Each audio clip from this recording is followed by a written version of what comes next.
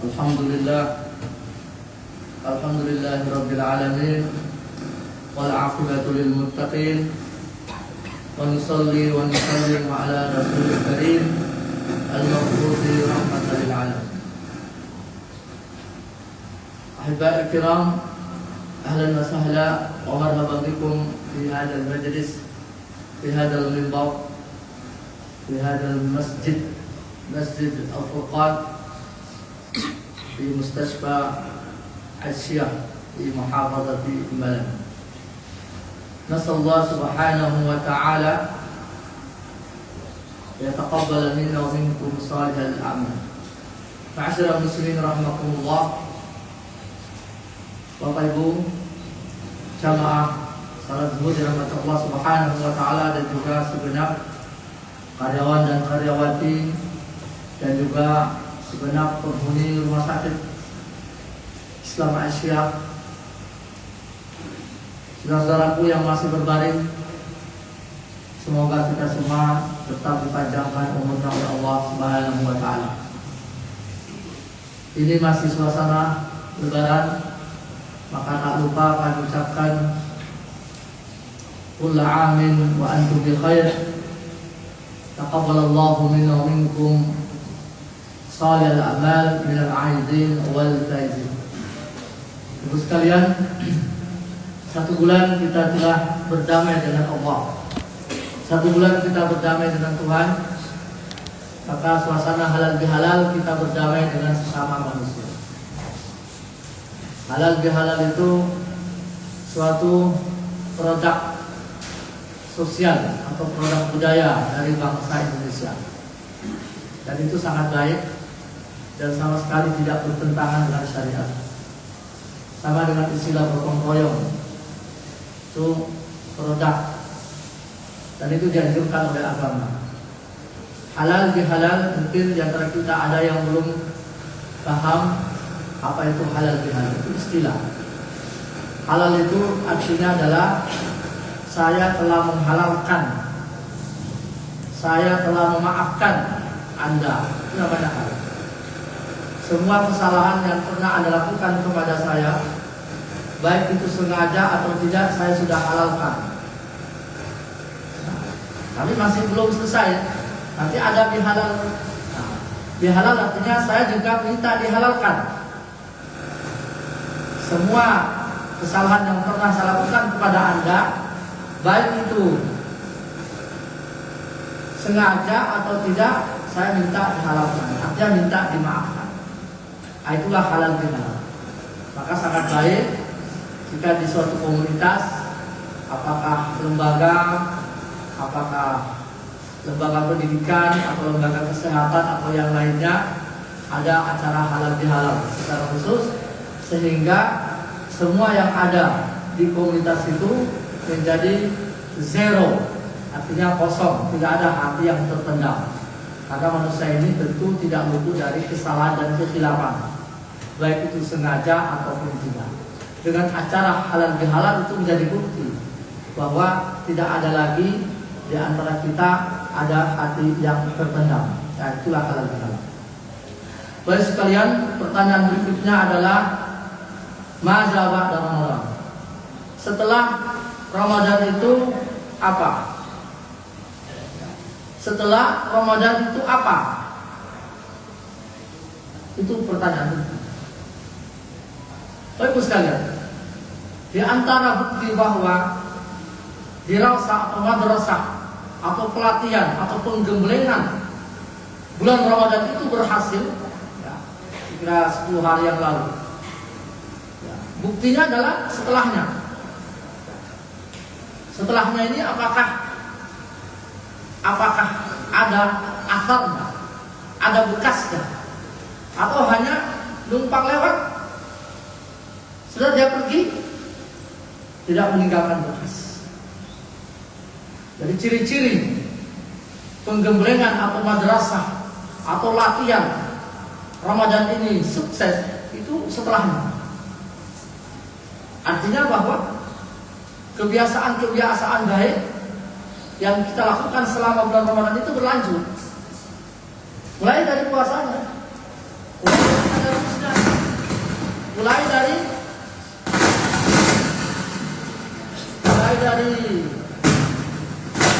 sholat, tadarusnya, semuanya. HP-nya.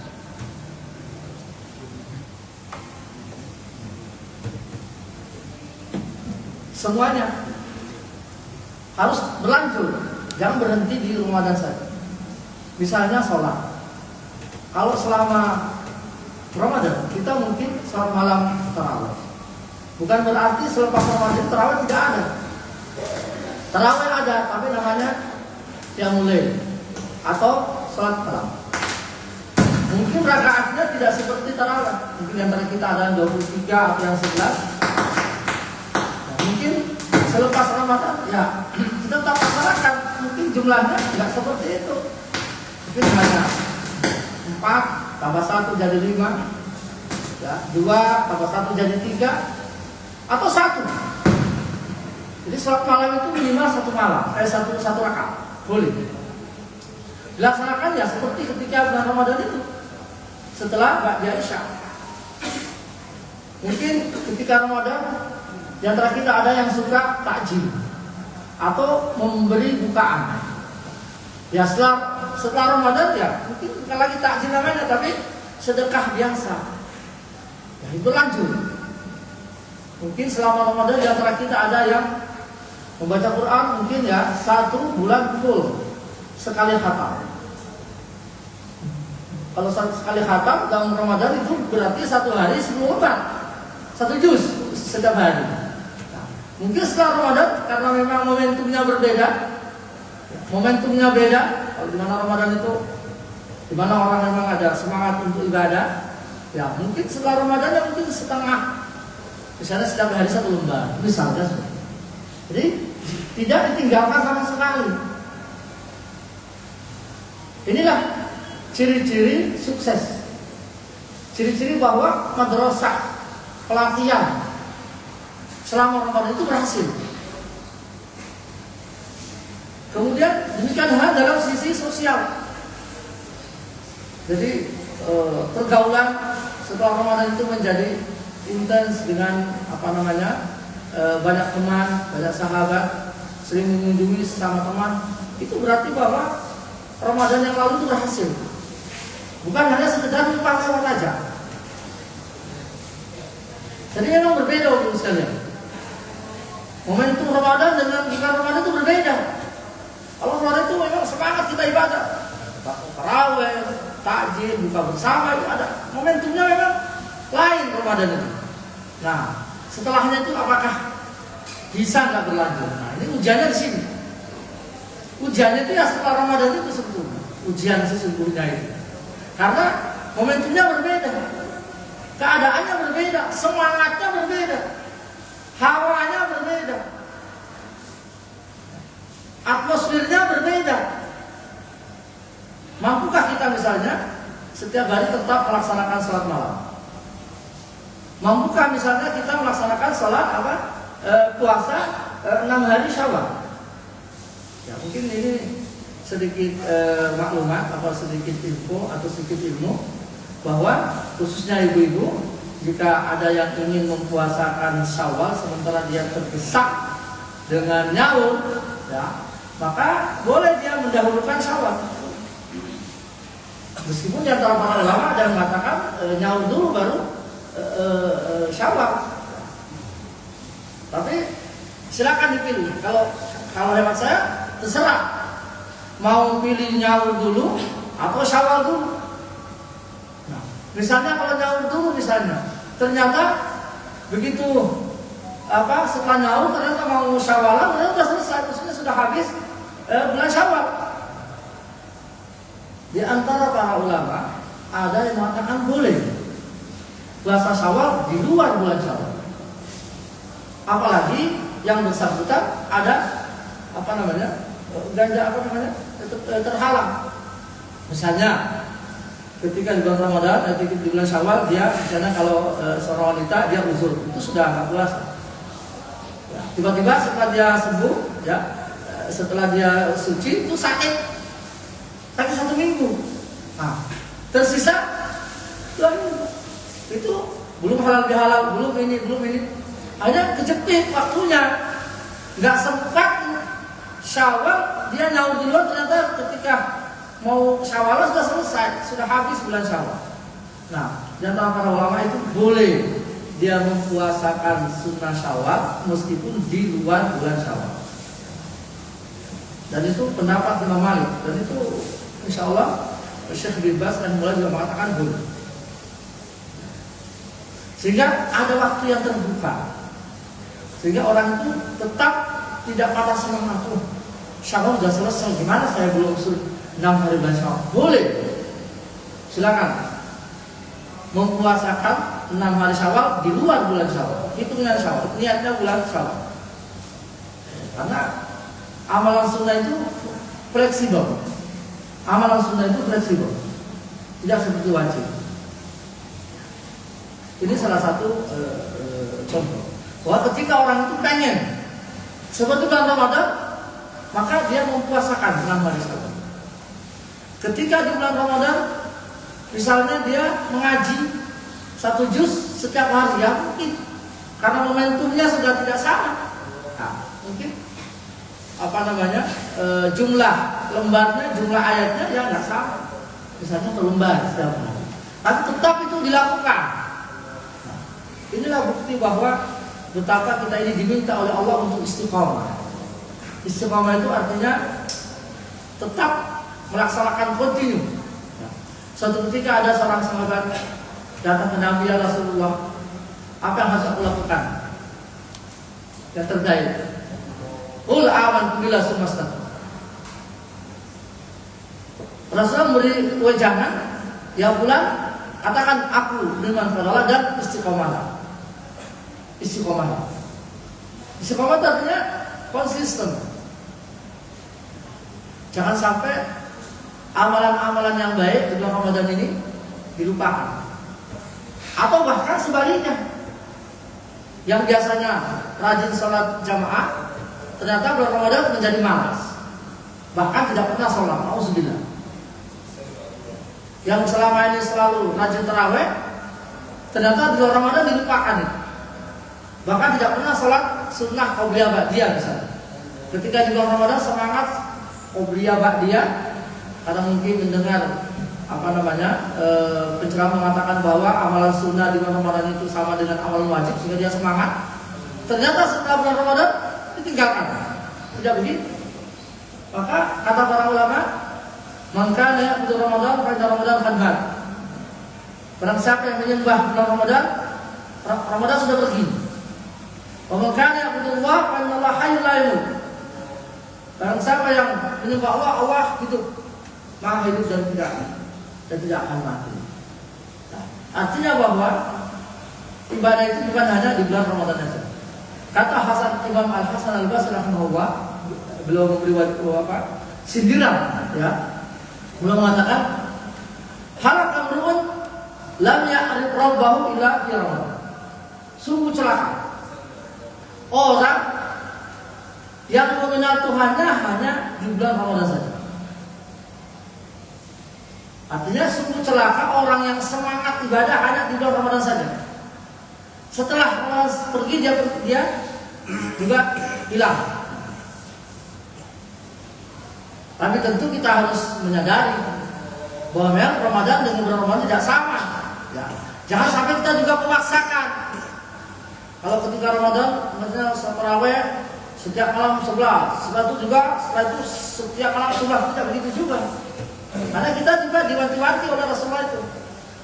Wala yushaddad dina ahadun illa ghalaba. Ad-din yusrun, itu kata Rasulullah. Agama ini mudah, dan tidak ada seorang yang mempersulit diri kecuali agama akan mengalahkannya. Artinya bahwa amalan agama ini sangat luas. Jangan sampai kita ini mempersulit diri. Maka saya katakan saddidu wa qarribu. Ista'inu birraha wal ghadwa wal raha wa syai' min ad-dajjal. Atau min ad-daljal. Artinya beramallah sesuai kemampuanmu. Beramallah ketika engkau semangat. Maksimalkanlah ketika engkau semangat ibadah. Tutupilah dan mendekatlah. Itu kata Nabi. Istaqimu ala tahsin. Tetaplah beramal dan engkau tidak akan bisa mengalahkan agamanya. Artinya bahwa jika seseorang itu memaksa diri seperti bulan Ramadan, dia akan kolak. Dia akan kolak. Maka Rasulullah memberi arahan, ya kalau ketika Ramadan 11 rakaat, ya nanti setelah itu ya 3, 5 atau 1 boleh. Kalau ketika Ramadan kita puasa setiap hari, ada yang wajib. Mungkin setelah itu ya 6 hari juga tidak mesti harus berurutan. Boleh 1, atau misalnya dijadikan 6 hari dijadikan hari Kamis dan Senin. Niatnya Syawal, bisa. Dalam 1 bulan ada 4 minggu. Jadi inilah agama mudah, ya. Tidak sulit. Ya. Kadang-kadang kita yang mempersulit diri. Ad-din yusr. Wa ma ja'ala 'alaikum fid din min haraj. Allah sama sekali tidak menjadikan dalam agama ini sesuatu yang menyusahkan. Jadi beramallah, lanjutkanlah zikir-zikir, sholat, qobliyah ba'diyah, sholat malam minimal 1 rakaat. Ini witir misalnya. Maka Nabi SAW kalau boleh ketinggalan witir itu diqadha besoknya. Yang biasa sholat malam 3 rakaat besok diqadha menjadi 4. Yang biasa sholat malam 1 rakaat besok diqadha 2 kalau ketiduran. Jadi tetap kita lakukan semua amal-amal ini sehingga kita ini bukan hanya menyembah kepada Allah, bukan hanya pada bulan Ramadan saja, tapi juga pasca Ramadan tetap kita laksanakan. Itulah bukti bahwa Ramadan yang kemarin ini adalah benar-benar sukses. Satu hal lagi Bapak Ibu sekalian, kata para ulama, di antara ciri orang sukses dalam Ramadan itu adalah ketika dia merasa kehilangan, bukan bangga.